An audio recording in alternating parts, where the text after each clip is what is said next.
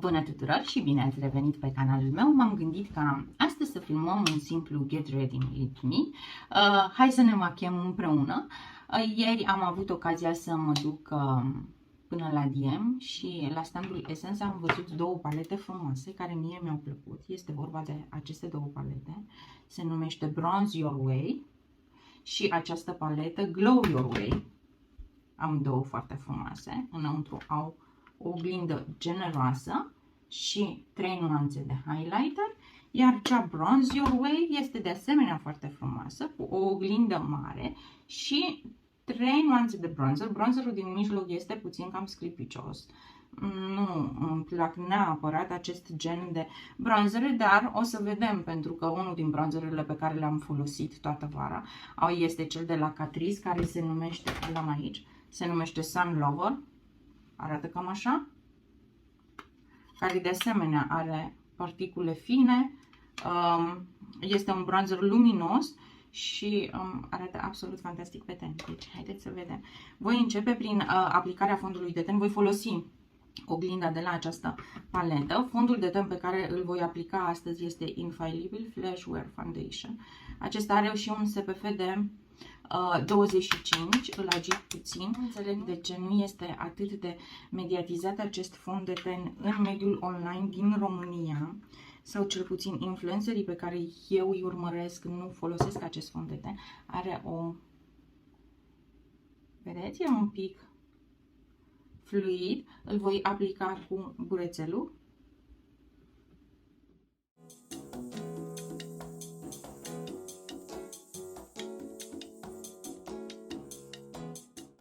Am observat că și dacă nu îl fixez cu pudră, nu se fixează în liniile fine ale tenului.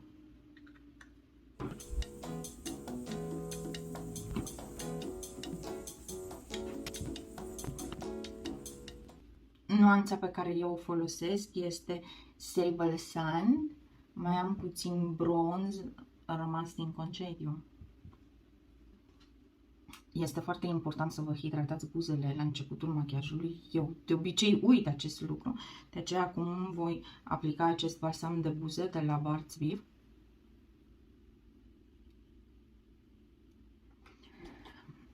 Corectorul pe care îl voi folosi este cel de la Maybelline. Este un corector foarte bun, mie îmi place foarte mult. Se adună foarte puțin în ridurile fine.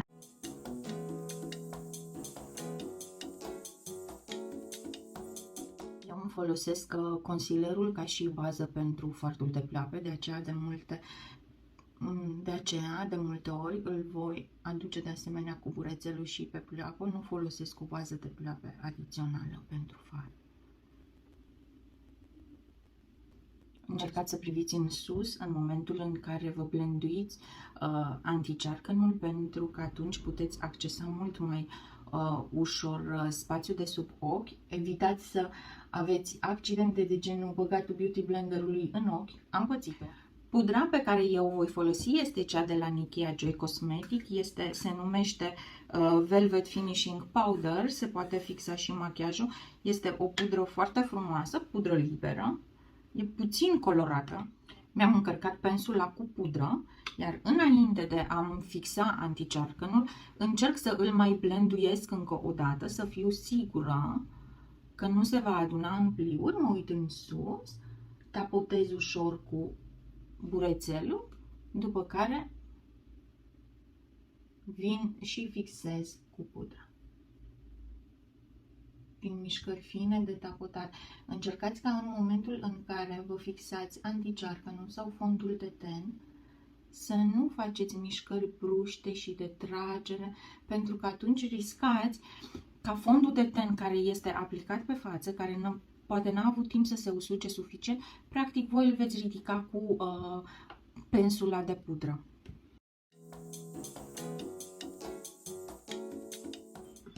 Iar acum îmi voi fixa fondul de ten folosind aceeași pudră.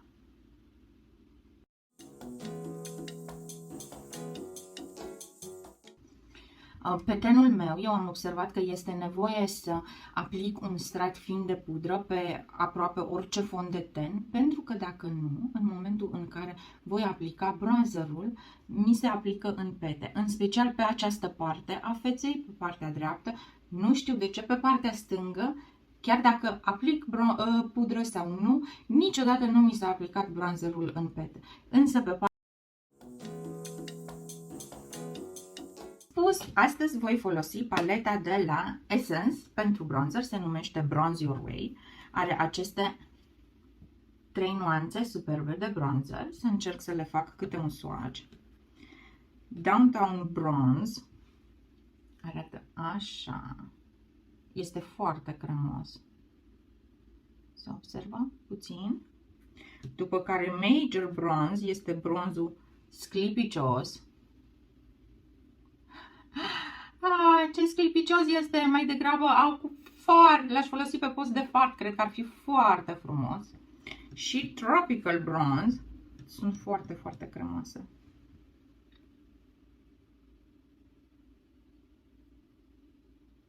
Eu nu sunt foarte bună la făcutul swatch-urilor și oricum sunt de părere că e important să vezi produsul cum acționează pe față și nu swatch-urile. Swatch-urile pot să fie înșelătoare. Prima nuanță, Downtown Bronze, cred că ar fi o nuanță foarte frumoasă de bronzer pentru iarnă. Oricum eu am obiceiul iarna să folosesc bronzerele ca noi toți, mai deschise la culoare. Voi folosi Tropical Bronze, nuanța mai închisă. Sunt foarte cremoase.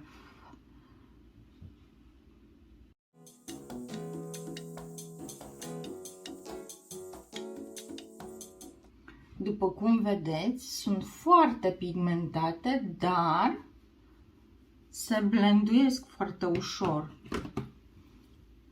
Eu întotdeauna îmi voi aduce bronzerul și pe linia părului.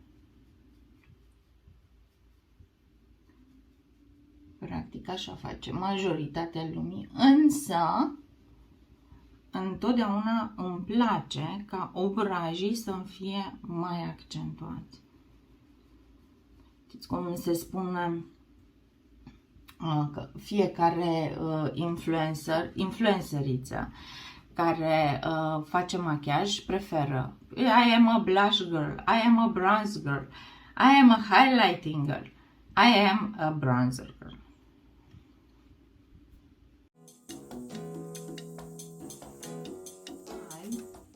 Și arată foarte bine. Deci chiar îmi place foarte mult și în ciuda pigmentului pe care l-ați văzut din prima aplicare, arată foarte bine. Arată foarte bine pe ten. S-a blenduit foarte ușor și în lumină naturală. Eu filmez în lumină naturală pentru că sunt de părere că produsele trebuie văzute în lumină naturală și nu în lumină artificială.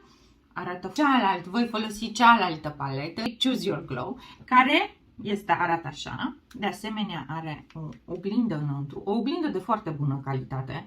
Eu am folosit-o acum, o voi folosi astăzi pentru machiaj. Și aici sunt 3 nuanțe de highlighter. Voi încerca de asemenea să fac niște swatch-uri. Așa. Aici va fi unde? Da. Să am în loc prima nuanță de highlighter. Uitați ce frumoasă e. Sus sunt nuanțele de bronzer. Se numește Candlelit Glow. A doua nuanță se numește Major Glow. Wow! Absolut superbă. Foarte frumoasă. Și a treia se numește Summer Glow. Uitați. Și aici sunt swatch-urile 3 sus de la paleta de bronzer. Primul swatch nu se vede foarte bine. Și jos sunt frumoase toate, însă Major Glow strigă Oana pe el. Așa că highlighterul pe care eu îl voi folosi va fi Major Glow. Haideți să vedem cum arată aplicat pe față, pentru că v-am spus, Unele farduri pot să arate foarte bine. E valabil și la paletele de față și la paletele pentru ochi. Poți să ai niște swatch-uri fenomenale, iar în momentul în care le pus pe ochi să nu reușești să le blenduiești așa cum bine, să rămână peci prinse în același loc.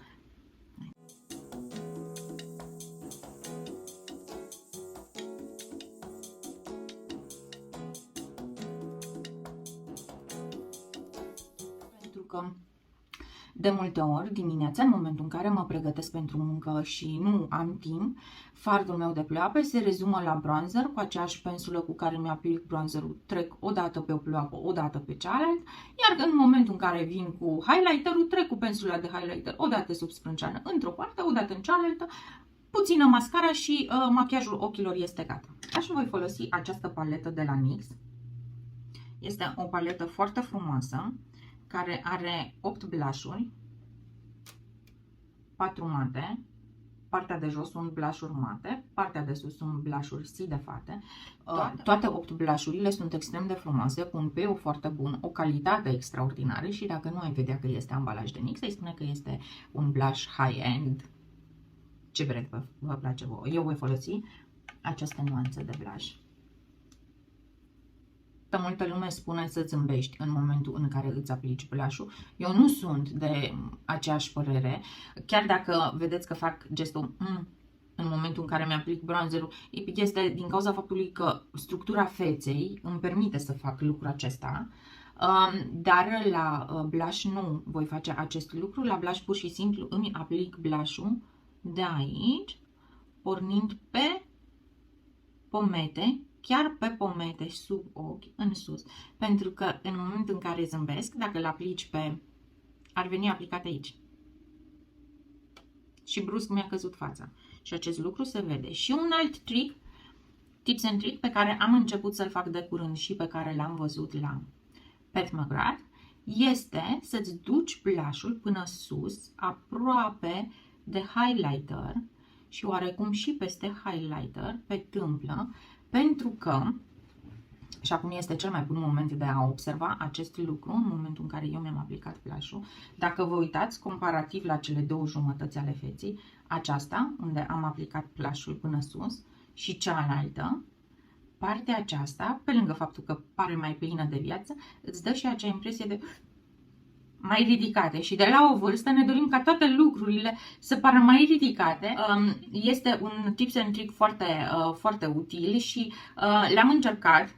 Eu l-am văzut prima dată la Pat McGrath. Dacă știți și sunteți pasionate de Pat McGrath, de make-up, știți cine este Pat McGrath, iar ea a scos anul acesta în vară o linie de blush-uri foarte frumoase și a aplicat blush-ul până sus pe tâmplu. Am încercat să fac și eu lucrul acesta și într-adevăr am fost surprinsă de rezultat.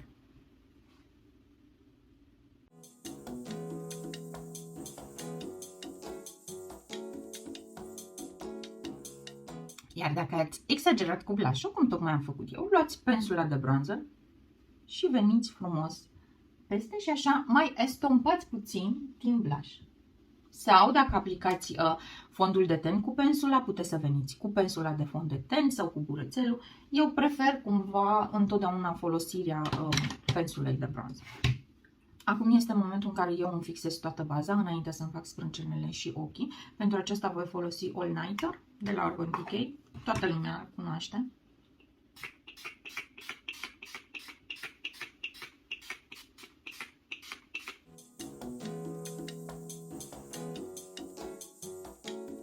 Acum că fața este machiată, voi trece la conturarea sprâncenelor. Pentru conturarea sprâncenelor folosesc două produse. Voi folosi acest creion de la Maybelline, care se numește Brow Precise, și gelul pentru fixarea sprâncenelor de la L'Oreal. Este un gel colorat pentru fixare.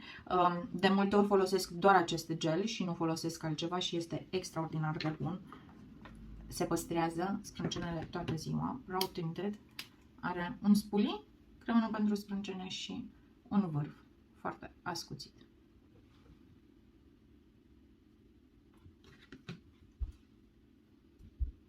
Acestea da? Am revenit, sprâncenele sunt conturate, făcute, arată mai... Vreau să vă arăt acest gel de fixare a sprâncenelor, este un tinted gel, este colorat. Periuța arată cam așa, este o periuță micuță, ușor curbată.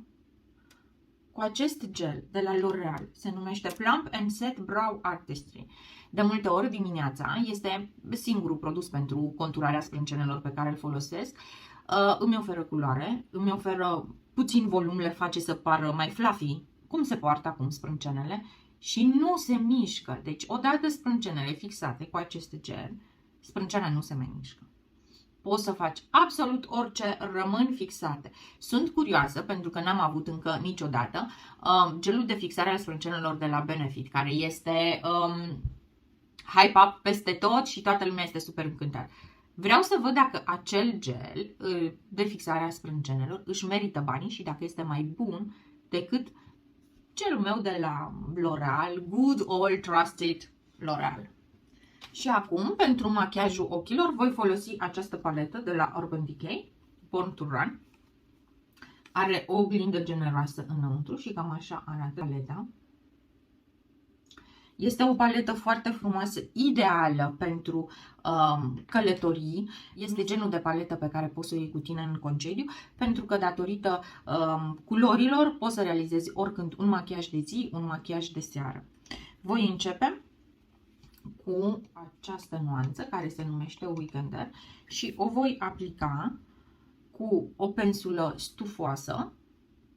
Aceasta este de fapt o pensulă de concealer, este aceasta, este cea de la Sephora, numărul 57.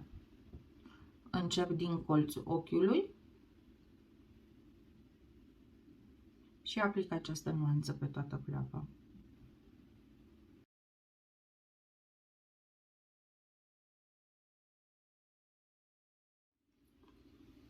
Următoarea nuanță pe care o voi aplica este aceasta, se numește Reef și o voi aplica în pliul pleoapei. Eu voi încerca să-mi creez de fapt un false crease pentru că am pleoapa căzută. Practic, spațiul meu de tranziție ar fi aici, dar dacă îmi aplic ceva aici, poziție normală, vedeți, exact ca și vârful pensulei, vine de desubt. Și atunci, eu trebuie să îmi fac practic un fals spațiu de tranziție puțin mai sus. Cum realizez acest lucru? Mă uit în oglindă, oglinda o plasez mai jos, las capul puțin pe spate și vin mai sus de unde aș avea eu spațiul meu de tranziție în mod normal. Practic, așa îmi creez un fals spațiu de tranziție, dar că vă uitați acum, în momentul, sper că camera reușește să surprindă, în momentul în care deschid ochiul, se vede că spațiul meu de tranziție este aici sus și nu mai este aici jos, unde în mod normal ar fi.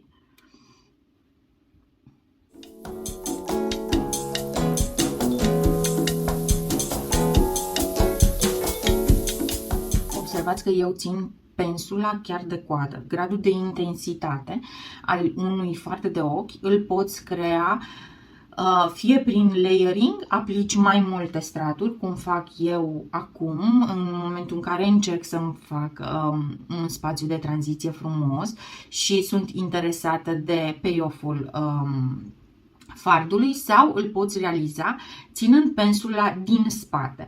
Această paletă, în mod special de la Urban Decay, este o paletă cu o calitate foarte bună a fardurilor și au un payoff foarte frumos, doar că trebuie construite. Nu ai payoff-ul de la Natasha Denona, care în momentul în care ai pus pensula pe ochi, ai exact aceeași nuanță care îți apare în paletă.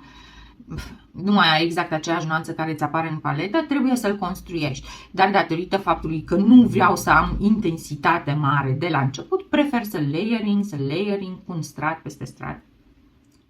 În colțul extern al ochiului voi aplica această nuanță. Se numește Good as Gone.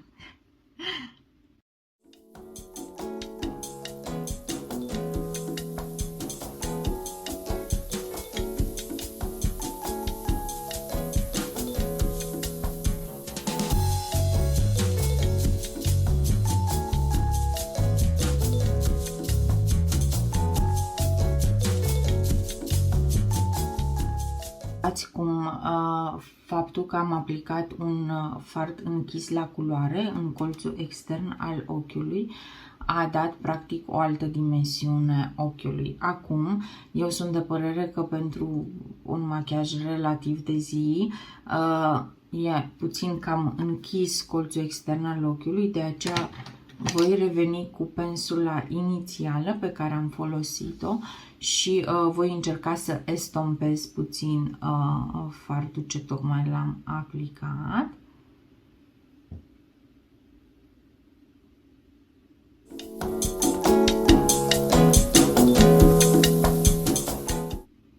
Bun, am întins puțin fard și pe plapa inferioară.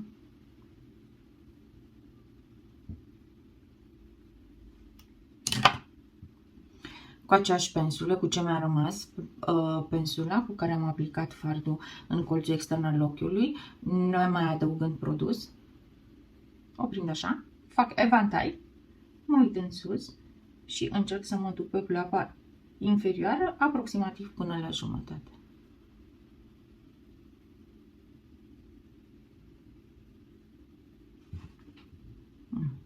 Puteți lăsa machiajul așa, arată foarte bine, bineînțeles adăugând încă rimel, mascara, dar mie îmi place întotdeauna să aplic sclipici sau un fard sidefat pe ochi și astăzi voi aplica unul din fardurile mele preferate din această paletă, se numește Stranded, este cel de aici. În experiența mea, fardurile sidefate sclipicioase se aplică cel mai bine cu degetul. Am încercat să le aplic și cu pensula, se poate, dar se aplică frumos, dar nu ai același payoff pe care îl ai în momentul în care îl aplici cu degetul.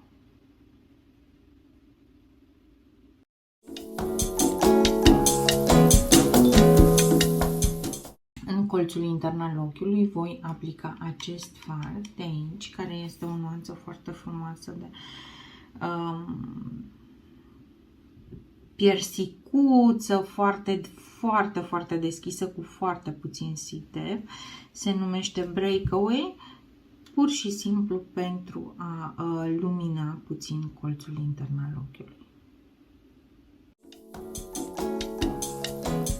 Pe post de mascara voi folosi de fapt două mascara. Una este aceasta de la Maybelline, Sky High Mascara, care îmi oferă niște gene foarte lungi și frumoase și superbe.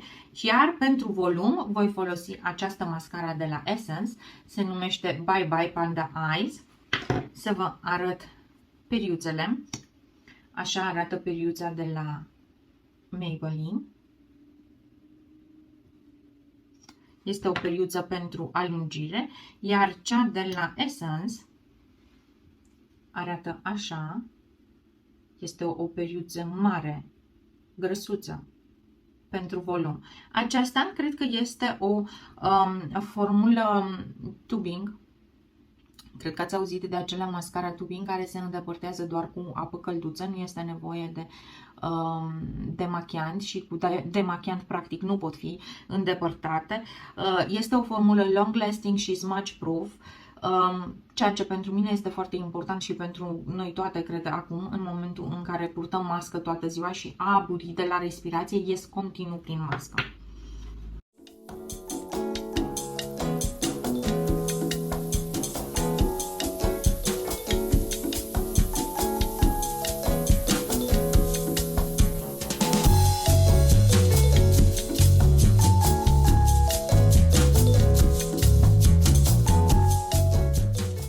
Pentru buze voi folosi un gloss, este acest gloss de la Essence, cu efect de plumping și foarte sclipicios. Așa arată aplicatorul, este un aplicator micuț în formă de inimă și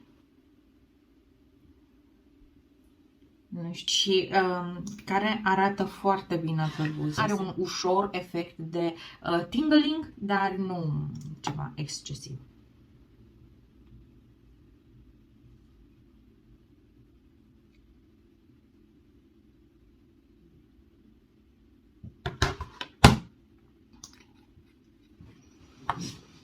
Acesta a fost machiajul meu pentru ziua de astăzi. Sper că v-a plăcut. Mie mi-a plăcut foarte mult. Sunt foarte încântată de această nouă achiziție. Stai să le întorc. Aceste două palete sunt foarte frumoase, de foarte bună calitate și foarte cremoase, atât bronzerul cât și highlighterul. Pe data viitoare, pa, pa!